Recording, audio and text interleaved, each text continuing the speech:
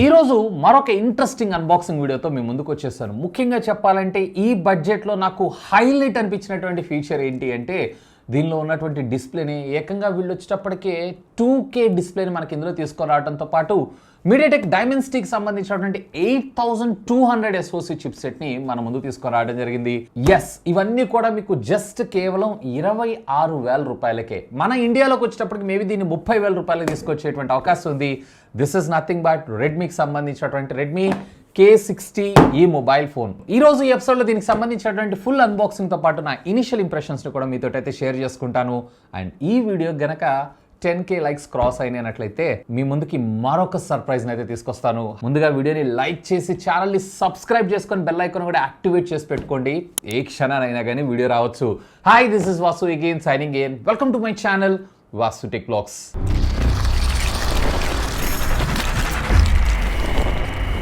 So friends, ఇది Redmi K60E mobile phone. Left and right బ్రాండింగ్తో పాటు టాప్ మీరు చూసారంటే దీని కలర్ అలాగే వేరియంట్ ఇది 8+128GB variant. And of course కొన్ని హైలైట్ స్పెసిఫికేషన్స్ కూడా మనం ఇక్కడ చూడొచ్చు. బ్యాక్ సైడ్ కూడా బ్రాండింగే.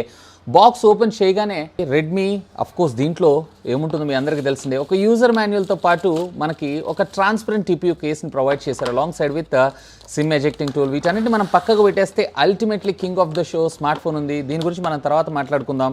ఇంకా బాక్స్ లోపల ఒక హై క్వాలిటీకి సంబంధించినటువంటి Type A to Type C cable అలాగే 67 వాట్స్కి సంబంధించినటువంటి ఫాస్ట్ ఛార్జర్ని ప్రొవైడ్ చేశారు. అంతే, అపార్ట్ ఆఫ్ దిస్ ఇక బాక్స్లో అయితే ఏమి లేదు. సైడ్ బాడీ అంతా కూడా మనకి పాలికార్బోనేట్కి సంబంధించినటువంటి ప్లాస్టిక్ మెటీరియల్ని యూజ్ చేయడం జరిగింది. ఫ్రంట్ గ్లాస్ వచ్చేటప్పుడు మనకి కార్నింగ్ గొరిల్లా వెర్షన్ 5 మనకి యూజ్ చేశారు. బ్యాక్ సైడ్ అయితే గ్లాసే కానీ ఏ గ్లాస్ అనేది పర్టికులర్గా వీళ్ళైతే డిక్లేర్ చేయలేదు.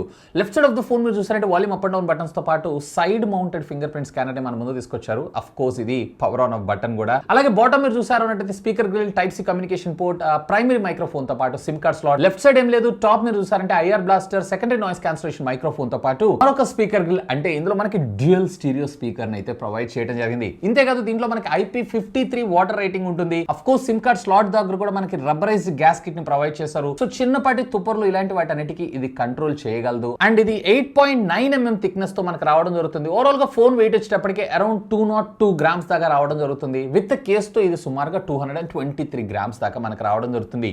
సో ఫ్రంట్ వచ్చేటప్పటికి మీకు ఫ్లాట్ ఎడ్జ్ స్క్రీన్ మన ముందు ప్రొవైడ్ చేశారు. సైడ్ బాడీ అంతా కూడా మనకి కర్వ్డ్ గా తీసుకొస్తారు. సో ఇన్ హ్యాండ్ ఫీల్ లేదా గ్రిప్ ఏదైతే ఉందో చాలా బాగుంది. ఈవెన్ బ్యాక్ సైడ్ మనకి మ్యాట్ ఇవ్వటం వల్ల మనకి ఫింగర్ ప్రింట్స్ అట్రాక్ట్ అవ్వడం కూడా చాలా తక్కువే. ఇందులో నాకు చూడంగానే క్యాచీగా ఇంట్రెస్టింగ్గా అనిపించింది ఏంటి అంటే ఇది కెమెరా మాడ్యూల్. ఎందుకంటే సాధారణంగా ఇప్పుడు మనం సర్క్యులర్ మాడ్యూల్స్ని ఎక్కువగా చూస్తుంటాం, వేరే ఇందులో మనకి రెక్టాంగులర్ మాడ్యూల్ మనకు రావడం జరుగుతుంది. ఈవెన్ దీంట్లో కూడా మనకు వచ్చేటప్పటికే కంప్లీట్లీ 3 డిఫరెంట్ యూనిక్ స్టెప్స్ తోటి మనకు రావడం జరుగుతుంది. కాబట్టి కొంచెం ఐ క్యాచీగా మనకు రావడం అయితే జరుగుతుంది. పౌచ్ ప్లేస్ చేసిన తర్వాత దీని లుక్ కూడా పర్వాలేదు, బాగానే ఉంది. ట్రాన్స్పరెంట్ ఉంటుంది కాబట్టి లుక్ అయితే ఏం డ్యామేజ్ కాలేదు. అండ్ సైడ్ కార్నర్స్ లో మనకి ఎడ్జెస్ ప్రొవైడ్ చేశారు కాబట్టి ఫోన్ ఎప్పుడైనా పొరపాటున కింద పడ్డా కానీ డ్యామేజ్ అయ్యేటువంటి అవకాశాలు కూడా తక్కువే. ఇక దీనిలో మనం డిస్ప్లే విషయానికి వచ్చారు అంటే దీంట్లో మనకి 6.67 ఇంచెస్ కి సంబంధించినటువంటి 2K డిస్ప్లేని మన ముందు తీసుకొని రావడం జరిగింది. ఇదే అఫ్ కోర్స్ ఇందులో హైలైట్. ఇది 10-bit ప్యానెలే. ఈవెన్ HDR10 సపోర్ట్ తో పాటు మనకి డాల్బీ విజన్ సపోర్ట్ ని కూడా మన ముందు తీసుకొచ్చారు. కలర్ సాచురేషన్ లెవెల్స్ కావచ్చు, కాంట్రాస్ట్ లెవెల్స్ కావచ్చు, సింప్లీ అమేజింగ్. ఇందులో మనకి 120 హెడ్స్ కి సంబంధించినటువంటి రిఫ్రెష్ రేట్ కూడా మన ముందు తీసుకొచ్చారు. Which comes with 480 touch sample rate తో మనకి ఇది రావడం జరుగుతుంది. సో ఒకవేళ మీరు కనుక గేమర్ అయి ఉన్నట్లయితే, బడ్జెట్ గేమర్ అయి ఉన్నట్లయితే అఫ్ కోర్స్ దీని టచ్ సెన్సిటివిటీ కూడా బానే ఉంది. ఈవెన్ దీని బ్రైట్నెస్ నిట్స్ కూడా మోర్ దాన్ ఎనఫ్. దీంట్లో 1200 నిట్స్ ఆఫ్ బ్రైట్నెస్ ని మనకి ఇందులో ప్రొవైడ్ చేయడంతో పాటు ఈవెన్ డే లైట్ సన్లైట్ లో కూడా మీరు ఎలాంటి డిస్ట్రాక్షన్స్ లేకుండా స్క్రీన్ అయితే వాచ్ చేయొచ్చు. అఫ్ కోర్స్ వీటితో పాటు మనకి ఆల్వేస్ ఆన్ డిస్ప్లే ఇలాంటి ఫీచర్స్ అన్ని కూడా మనం వెరీ కామన్ గా చూస్తుంటాం. ముఖ్యంగా మీడియా కన్సంప్షన్ ఎక్కువగా చేసేవాళ్ళు, OTT లవర్స్ ఎవరైతే ఉన్నారో డెఫినెట్లీ దీనిపైన ఒక లుక్ వేయాలి. ఎందుకంటే ఇందులో మనకి 2K డిస్ప్లే ఏదైతే ఉందో ఫ్యాంటాస్టిక్. బట్ ఒకటి గుర్తుపెట్టుకోండి, ఇది మీ బ్యాటరీని త్వరగా డ్రైన్ చేయడం జరుగుతుంది.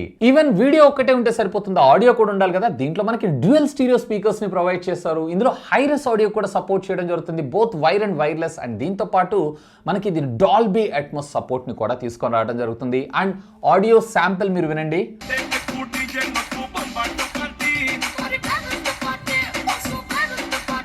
లౌడ్ గానే ఉంది. ఇక దీనిలో ప్రాసెసర్ డిపార్ట్మెంట్ విషయానికి వద్దాం. మీడియాటెక్ డైమెన్సిటీకి సంబంధించినటువంటి 8200 SoC చిప్ సెట్ తో మనకి ఇది రావడం జరుగుతుంది. ప్రీవియస్లీ రెడ్మీ K50i మన ఇండియాలో 8100 ఉంది. దానికి ఇది అప్గ్రేడ్ వేరియంట్ అనుకోవచ్చు. అండ్ ఇది మన ఇండియాలో లాంచ్ అయిన తర్వాత మోస్ట్లీ ఇది రెడ్మీ K60i అనేటువంటి పేరుతోనే మనకి లాంచ్ అయ్యేటువంటి అవకాశం అయితే ఉంది. మేబీ దీన్ని పోకోలో తీసుకొస్తారా తీసుకొని రారా అనేది మాత్రం స్టిల్ యాజ్ ఆఫ్ నౌ అయితే క్వశ్చన్ మార్కే.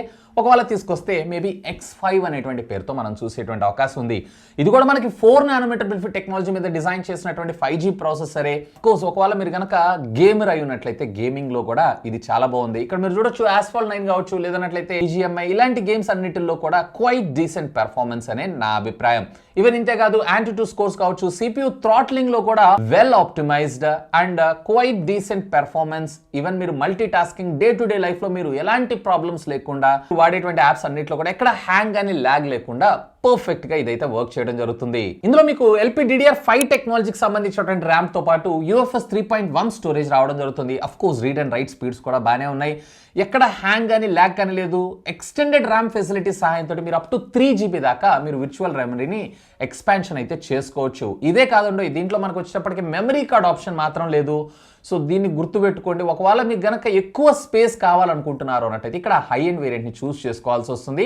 బట్ అక్కడ కాస్ట్ మ్యాటర్స్. బ్యాటరీ విషయానికి వచ్చారంటే 5500 mAh ఆఫ్ ద బ్యాటరీని మనకు ఇందులో ప్రొవైడ్ చేయడం జరిగింది, విచ్ ఈస్ కూల్. ఆల్మోస్ట్ మీరు ఎలాంటి సందర్భాల్లో యూజ్ చేసిన హెవీ యూజర్ అయినా కానీ 1.5 day బ్యాటరీ బ్యాకప్, ఒకవేళ మీడియం యూజర్ అయినట్లయితే 2 days బ్యాటరీ బ్యాకప్ రావడం జరుగుతుంది. ఈవెన్ ఇదే కాదు, దీంట్లో మనకి 67 watts కి సంబంధించినటువంటి ఫాస్ట్ ఛార్జింగ్ టెక్నాలజీకి ఇది సపోర్ట్ చేస్తుంది. అప్రాక్సిమేట్లీ 75 minutes టైం తీసుకుంటుంది 0 to 100% ఛార్జ్ అవ్వడానికి. అండ్ దీంట్లో ఏ విధమైనటువంటి వైర్లెస్ ఛార్జింగ్ అని రివర్స్ వైర్లెస్ ఛార్జింగ్ టెక్నాలజీని కానీ తీసుకొని రాలేదు. సో దాన్ని కూడా ఇంక్లూడ్ చేస్తుంటే బాగుండేదని నా అభిప్రాయం. ఇక సాఫ్ట్వేర్ డిపార్ట్మెంట్ విషయానికి వచ్చారంటే దీంట్లో మనకి MIUI 13 out of the box రావడం జరుగుతుంది. ఇక్కడ MIUI 14 ని తీసుకొచ్చుంటే బాగుండేది అనిపించింది. మేబీ మన ఇండియాలోకి వచ్చేటప్పటికి ఇది అప్గ్రేడ్ అయ్యే అవకాశం ఉంది. ఈవెన్ ఇందులో మనకి Android 12 ఇది కూడా Android 13 మన ముందు తీసుకొస్తే బాగుండేది. And of course software updates విషయానికి వచ్చారంటే దీంట్లో మనం 3 మేజర్ అప్గ్రేడ్స్ మన ఇండియాలో లాంచ్ అయినప్పుడు చూసేటువంటి అవకాశం ఉంది. అంటే మేబీ 13, 14, 15 అలాగే 4 సంవత్సరాల పాటు సెక్యూరిటీ ప్యాచెస్ ని మనకి ఇందులో ప్రొవైడ్ చేసేటువంటి అవకాశం అయితే ఉంది. అండ్ UI కూడా పర్వాలేదు, బానే ఉంది. ఎక్కడ హ్యాంగ్ కానీ ల్యాగ్ కానీ అయితే లేదు. ఇక దీనిలో కెమెరా డిపార్ట్మెంట్ విషయానికి వచ్చారు అంటే దీంట్లో మనకి 48 మెగాపిక్సెల్ ప్రైమరీ సెన్సార్ కింద IMX582 సెన్సార్ ని మన ముందు తీసుకొచ్చారు. లో లైట్ ఫోటోగ్రఫీలో కూడా యావరేజ్ అని చెప్తాను. ఈవెన్ పర్వాలేదు, నార్మల్ రెగ్యులర్ ఫోటో శాంపిల్స్ మీరు ఇక్కడ చూస్తున్నారు. సాచురేషన్ లెవెల్స్ కావచ్చు, ఇవన్నీ కూడా పర్వాలేదు, బాగానే ఉన్నాయి. అండ్ యాజ్ యూజువల్ ఇది వచ్చేటప్పటికి చైనీస్ వేరియంట్ కాబట్టి చైనా వాళ్ళకి సంబంధించినటువంటి స్కిన్ టోన్తో ట్యూన్ చేస్తారు. మన ఇండియాకి వచ్చేటప్పటికే మేబీ వీటిల్లో మీరు మేజర్ చేంజెస్ ని చూసేటువంటి అవకాశం అయితే ఉంది. 8 మెగాపిక్సెల్ కి సంబంధించినటువంటి అల్ట్రా వైడ్ యాంగిల్ సెన్సార్ ని కూడా మన ముందు తీసుకొచ్చారు. ఫీల్డ్ ఆఫ్ వ్యూ కూడా అప్రాక్సిమేట్లీ మీకు 120 degrees యాంగిల్లో మీరు క్యాప్చర్ చేయొచ్చు. ఈవెన్ అల్ట్రా వైడ్ యాంగిల్లో వీడియో రికార్డ్ చేసేటప్పుడు కూడా. అలాగే 2 మెగాపిక్సెల్ కి సంబంధించినటువంటి డెప్త్ లేదా పోర్ట్రేట్ సెన్సార్ ని కూడా మనకి ఇందులో తీసుకొచ్చారు. యాజ్ యూజువల్ గా దీని గురించి మనం ఎంత తక్కువగా మాట్లాడుకుంటే అంత మంచిది. ఇక దీనిలో ఫ్రంట్ వచ్చేటప్పటికి వీళ్ళు 20 మెగాపిక్సెల్ సెన్సార్ ని మన ముందు తీసుకొచ్చారు. సో పర్వాలేదు, బాగానే ఉన్నాయి. కాకపోతే ఇక్కడ ఎక్స్పోజర్ ఏదైతే ఉందో కొంచెం కంట్రోల్ గా తీసుకొచ్చుంటే బాగుండేదని నా అభిప్రాయం. ఇక వీడియో రికార్డింగ్ కాంపాక్టబిలిటీస్ విషయానికి వచ్చారంటే రేర్ 4K 30 FPS లో మీరు వీడియోస్ అయితే రికార్డ్ చేయొచ్చు. ఫ్రంట్ వచ్చేటప్పటికి 1080 30, ఇది 30 కి బదులుగా 60 తీసుకొచ్చుంటే బాగుండేదని నా అభిప్రాయం. ఇక సెన్సార్స్ విషయానికి వచ్చారు అంటే దీంట్లో మనకి side mounted finger print scanner తో పాటు బేస్డ్ ఫేస్ అన్లాక్ ని మన ముందు తీసుకొచ్చారు. అఫ్ కోర్స్ మనకు కావాల్సినటువంటి మెజారిటీ ఆఫ్ ద సెన్సార్ తో పాటు జైరోస్కోప్ సెన్సార్స్ కూడా తీసుకొచ్చారు. గేమ్ ఆడేటప్పుడు మీకు ఇది మరింత బెటర్ ఎక్స్పీరియన్స్ అయితే ప్రొవైడ్ చేయడం జరుగుతుంది. ఇవే కాదు, వైర్లెస్ కనెక్టివిటీ విషయానికి వచ్చారంటే దీనిలో మనకి dual band wifi, Bluetooth 5.2 technology, NFC ని కూడా తీసుకొచ్చారు. బట్ మన ఇండియన్ వేరియంట్ లో NFC ఉండకపోయేటువంటి అవకాశం అయితే ఉంది. అండ్ దీంట్లో 4G క్యారియర్ అగ్రిగేషన్ సపోర్ట్ ఉంది. డ్యూయల్ 5G సపోర్ట్ చేయడంతో పాటు అఫ్ కోర్స్ వాటి స్పీడ్ కూడా బాగానే ఉన్నాయి. సో యాజ్ ఆఫ్ నో దీన్ని మన ఇండియాలోకి ఎప్పుడు తెస్తారు ఏంటి అనే ఇన్ఫర్మేషన్ అయితే ఏం లేదు. కానీ మన ఇండియాకి మోస్ట్లీ ఇది 30,000 రూపీస్ బడ్జెట్ సెగ్మెంట్ లో తీసుకొచ్చేటువంటి అవకాశం ఉంది. వేరే ఇది చైనాలో 26,000 రూపాయలకే లాంచ్ అవ్వడం జరిగింది. ఎందుకంటే మనకి ఇంపోర్ట్ డ్యూటీ ఇవన్నీ చూసుకున్నారంటే ఆల్మోస్ట్ ఆ బడ్జెట్ 30 లేదా అంతకన్నా తక్కువే. సో ఒకవేళ దీన్ని మన ఇండియాలోకి లాంచ్ చేశారు అన్నట్లయితే మిడ్ రేంజ్లో ఒక ఫ్లాగ్షిప్, అందులో కూడా డిస్ప్లే ఇందులో 2K డిస్ప్లేతో రావడం జరుగుతుంది. ఇదే one of the key highlight ఇందులో. అఫ్ కోర్స్ దీంతో పాటు మీడియాటెక్ డైమెన్సిటీకి సంబంధించినటువంటి 8200 SoC చిప్ సెట్ కూడా. మీరేమనుకుంటున్నారు, దీన్ని ఇండియాలో పోకో తీసుకొస్తుందా, మొదటిగా రెడ్మీ తీసుకొస్తుందా? లెట్ మీ నో ఖచ్చితంగా కింద ఉన్నటువంటి కామెంట్ సెక్షన్లో కామెంట్ చేయగలరు. ఇంకా మీకు ఏమైనా డౌట్స్ ఉన్నట్టయితే లెట్ మీ నో, ఖచ్చితంగా కామెంట్ చేయండి. సాధ్యమైనంత వరకు వాటన్నిటికి కూడా రిప్లై ఇస్తాను. That's all for today. Video like చేశారు కదా, లైక్ చేయకపోతే లైక్ చేయండి. ఛానల్ని సబ్స్క్రైబ్ చేసుకొని బెల్ ఐకాన్ కూడా యాక్టివేట్ చేసి పెట్టుకోండి. This is Vasu signing off. Have a great day.